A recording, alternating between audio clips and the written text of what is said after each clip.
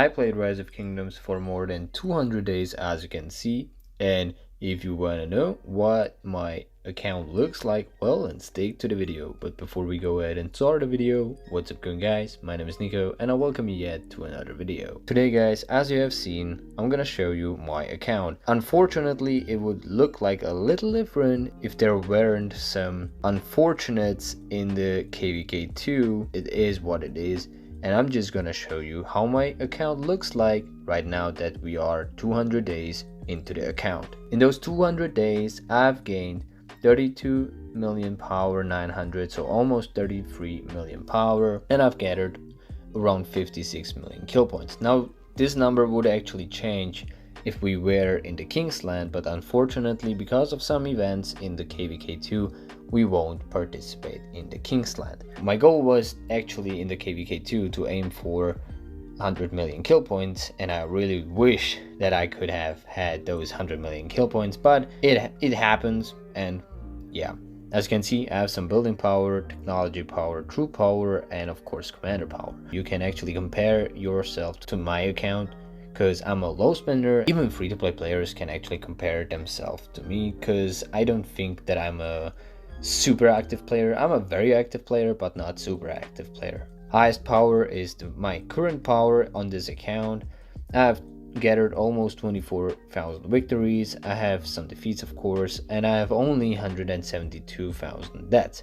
Now, this number would be much higher given the events in KVK2, but unfortunately, it's just this. Now we can actually take a look at something that I guess a lot of you actually are here for, and that what a lot of people actually want to see.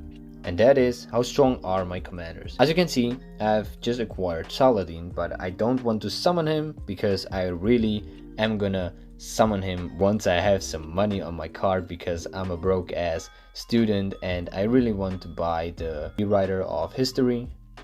That's $6, but I'm really low on money, so I don't want to spend money that I don't have. Let's talk about the best commanders I have. As you can see, I have an Alexander the Great, and I have 124,000 power on him. As you can see, yes, I have got the Eternal Knight, and normally I would not recommend you that, but it is very important for me because I did not have the Starbucks Humanity talented, and as you can see, yes, my Eternal Knight has the iconic here, the iconic crystal, which basically means I gain free base health, so already just 5 less than what I had on my Karuak's humidity, and of course I get 12% defense.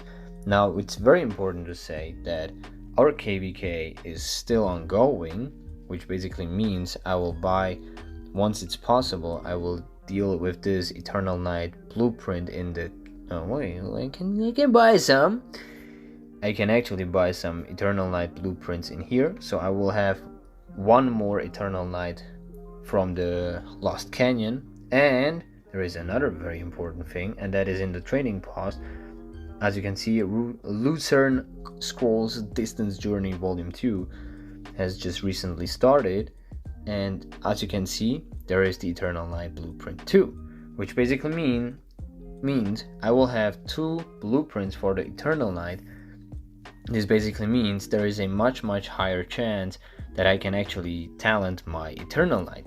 I would never recommend that, and I would normally say go for the Eternal Knight as a last one, but as you can see, I will have 2 Eternal Knights already, like basically in 1 month, and maybe I can acquire it even somewhere else, which basically means I can get that talented Eternal Knight pretty soon.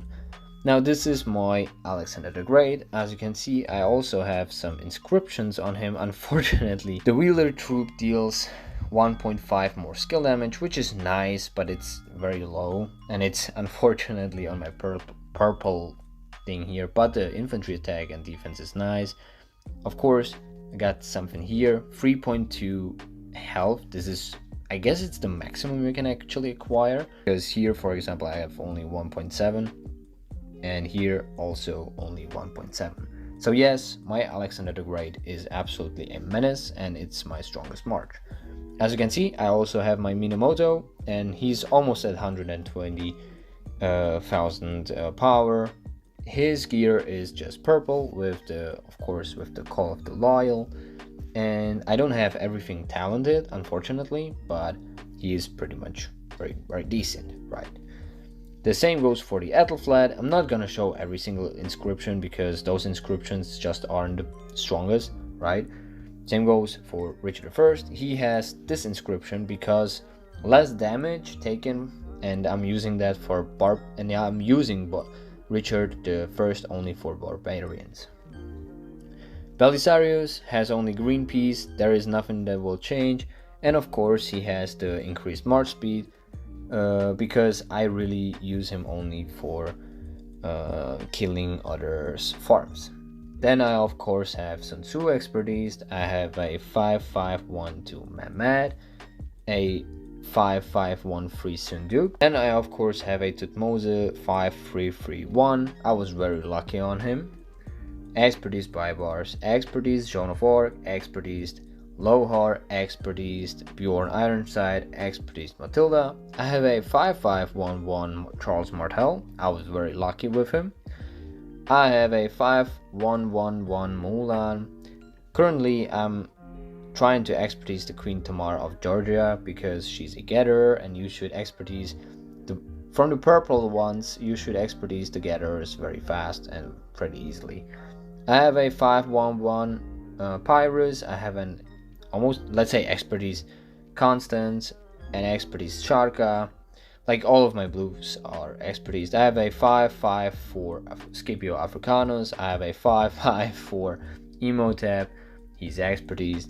I have a 553 Pelagius. I have a 52 Ichide. I have a 553 Osman. 553 Pericles. I have a 552 Herman. Only a 5-4 Cleopatra. I have a 5-5-2 Kuznaki. I have a 5-5-2 Alunja. I have a Boudica level 5-5-4 and a Charlemagne 5-2 because we won the KVK1, so I got a lot of his sculptures. I have only a 5-1 Cao Cao. You should always max his first skill, leave this skill behind, and then go for these two, but like the 5-1 5-1 configuration is the best on him.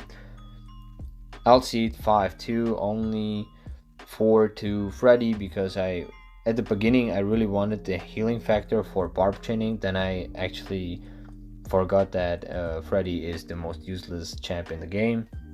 Ragnar at 4-2 because both of these things are pretty decent if I'm correct. Yeah. Attack bonus is always really nice, and of course damage bonus and damage reductions is really nice. Sweet. 4-1 Caesar and a 2000 YSG.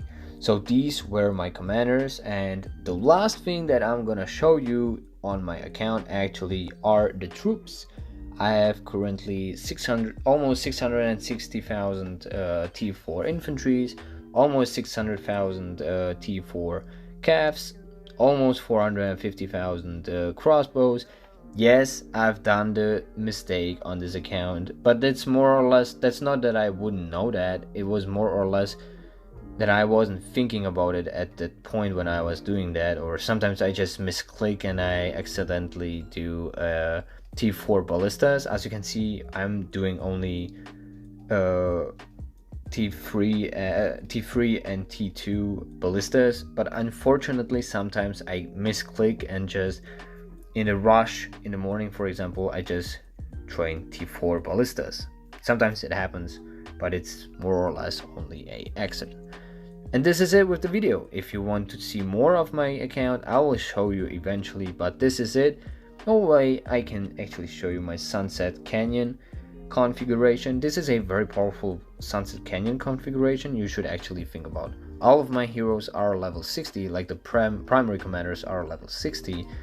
I'm using Richard I with the Charles Martel, Alexander the Great with my Sun Tzu, Belisarius with Baibars, Aethelflaed with the Tutmose, and of course my Minamoto paired with the strong and nice Mehmet. This is my configuration. If you have any suggestions what I should change or eventually just change for anything else, feel free to subscribe and leave a comment.